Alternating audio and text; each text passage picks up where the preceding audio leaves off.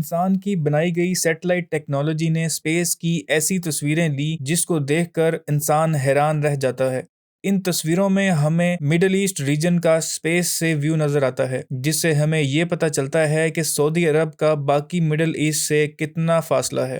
یہ تصویر آج سے 1400 سال پہلے بیان کی گئی حدیث کی تصدیق کرتی ہیں۔ حضرت محمد صلی اللہ علیہ وسلم نے فرمایا، قسم اس ذات کی جس کے ہاتھ میں محمد کی جان ہے، تصدیق کرو کہ جنت کے دو دروازوں کے درمیان کتنا فاصلہ ہے، جتنا کہ مکہ اور حجر کے درمیان یا مکہ اور بصرہ کے درمیان ہے۔ اور ان تصویروں سے یہ ظاہر ہوتا ہے کہ مکہ سے حجر تک یا مکہ سے بصرہ تک کا فاصلہ 1200 کلومیٹر ہے۔ کیا اس نئی کھوج کے بعد بھی غیر مسلم اس کو اتفاق کا نام دیں گے؟ کیا وہ اب بھی اس حدیث کو جھٹلا سکتے ہیں، جبکہ یہ کھوج ان کی ہی ایجاد کردہ سیٹلائٹ ٹیکنالوجی کی مدد سے کی گئی ہے؟ سائنس اور اسلام کا بہت گہرا تعلق ہے۔ اسلام نہ ہی صرف سائنس کی طرفداری کرتا ہے بلکہ سائنسی علوم حاصل کرنے کے لیے حوصلہ افزائی بھی کرتا ہے۔ حضرت محمد صلی اللہ علیہ وسلم جو خود پڑھ لکھ نہیں سکتے تھے، اس بات پر زور دیا کرتے تھے کہ اس دنیا کو سمجھنے کے لیے سائنسی تحقیق ضروری ہے۔ حضرت محمد صلی اللہ علیہ وسلم کی زندگی ہمارے لیے دنیا اور آخرت میں کامیابی حاصل کرنے کا ایک بہترین نمونہ ہے۔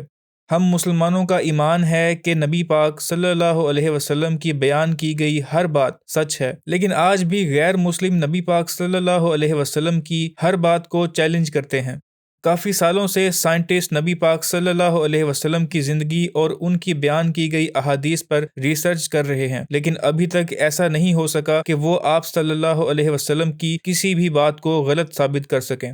حضرت محمد صلی اللہ علیہ وسلم نے فرمایا، جب کتا برتن چاٹتا ہے تو اس برتن کو ایک بار مٹی پھر 7 بار پانی سے صاف کرنا چاہیے۔ یہ حدیث ایک سائنٹک میریکل ہے۔ ریسرچ کے بعد یہ بات سامنے آئی ہے کہ مٹی میں 2 طرح کے ڈس انفیکٹنٹس پائے جاتے ہیں، جن کا نام ٹیرالائٹ اور ٹیرازائن ہے۔ اور یہ بھی دریافت ہوا ہے کہ کتوں کے جسموں میں رہنے والے ہارمفل آرگنزمز انسانوں کے جسم میں بھی رہ سکتے ہیں اور نقصان پہنچا سکتے ہیں۔ ایک دوسری حدیث میں حضرت محمد صلی اللہ علیہ وسلم فرماتے ہیں، اگر تم میں سے کسی ایک کے برتن میں مکھی گر جائے تو اسے پورا ڈبو کر پھر پھینکنا، کیونکہ اس کے ایک پر پہ بیماری اور دوسرے پر پہ شفا ہے۔ برتن میں جب مکھی گر جاتی ہے تو وہ عموماً ایک پر سے باہر نکلنے کی کوشش کرتی ہے، لیکن اس کو ڈبونے سے مکھی کا دوسرا پر بیماری کا اینٹی ڈوٹ بھی ریلیز کرتا ہے۔ اس سے یہ بات واضح ہوتی ہے کہ نبی پاک صلی اللہ علیہ وسلم کی یہ حدیث بالکل درست ہے۔ یہ حدیث مبارکہ ایک معجزہ سے کم نہیں کہ اس زمانے میں بھی نبی پاک صلی اللہ علیہ وسلم کو جرمز کے بارے میں پتہ تھا، جبکہ اس دور میں رہنے والے لوگوں کو اس کے بارے میں علم تک نہ تھا۔ جیسے جیسے سائنس ترقی کرتی جا رہی ہے، ویسے ہی نبی پاک صلی اللہ علیہ وسلم کی بیان کی گئی احادیث سچ ثابت ہوتی جا رہی ہیں۔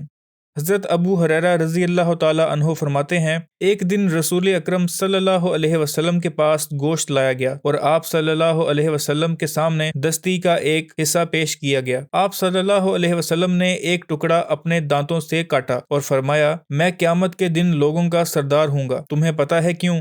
اللہ قیامت کے دن پہلے اور بعد والی سب نسلوں کو ایک چٹیل میدان یعنی فلیٹ سرفیس میں اکٹھا کرے گا، پھر اعلان کرنے والے کی آواز سب کو سنائی دے گی اور سورج بہت قریب آ جائے گا۔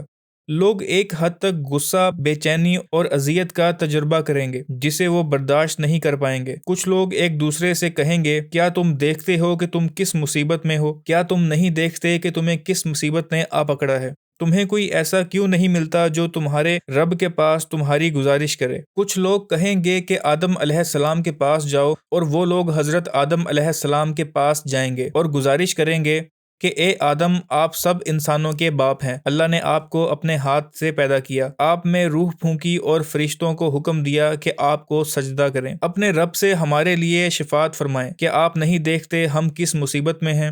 حضرت آدم علیہ السلام فرمائیں گے، میرا رب آج بہت غضبناک ہے، اس قدر کہ وہ ایسا اس سے پہلے بھی نہ تھا اور نہ کبھی ہوگا۔ بے شک میرے رب نے مجھے اس درخت کے قریب جانے سے منع کیا تھا اور میں نے اپنے رب کی نافرمانی کی، آج تو مجھے اپنی ذات کی فکر ہے، بہتر ہے کہ تم سب نوح کے پاس جاؤ۔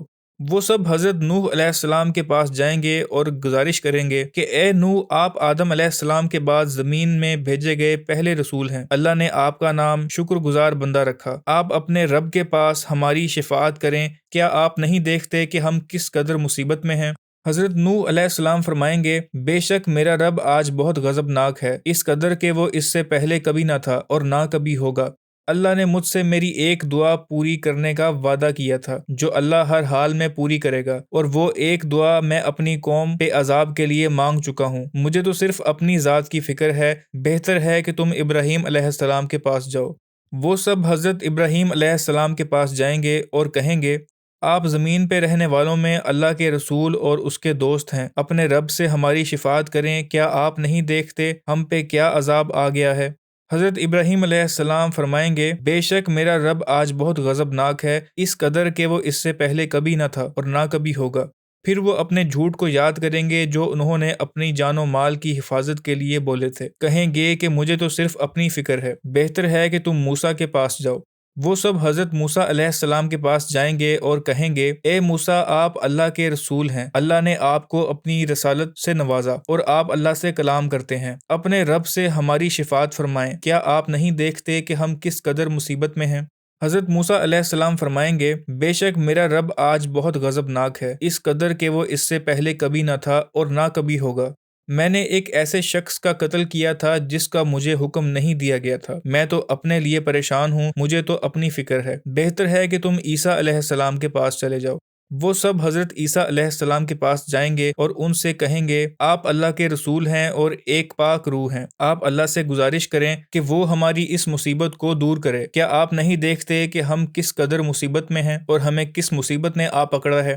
حضرت عیسیٰ علیہ السلام فرمائیں گے، بے شک آج میرا رب اتنا غضبناک ہے کہ اس قدر پہلے کبھی نہ تھا اور نہ کبھی ہوگا۔ آپ اپنے کسی گناہ کا ذکر تو نہیں کریں گے، لیکن کہیں گے کہ تم سب کسی اور کے پاس جاؤ، بہتر ہے کہ محمد صلی اللہ علیہ وسلم کے پاس جاؤ۔ آپ صلی اللہ علیہ وسلم فرماتے ہیں کہ وہ میرے پاس آئیں گے اور کہیں گے، اے محمد، آپ اللہ کے نبی اور آخری رسول ہیں، اللہ نے آپ کے اگلے پچھلے تمام گناہ معاف کر دیے ہیں، اپنے رب سے ہماری گزارش کریں، کیا آپ نہیں دیکھتے کہ ہم پر کیا مصیبت آن پڑی ہے؟ پھر میں چل کر اپنے رب کے عرش کے نیچے آؤں گا اور سجدہ ریز ہو جاؤں گا، اپنے رب کی خوب حمد و ثنا بیان کروں گا، پھر اللہ مجھ پہ وحی کرے گا جو اس نے مجھ سے پہلے کسی پر نازل نہیں کی۔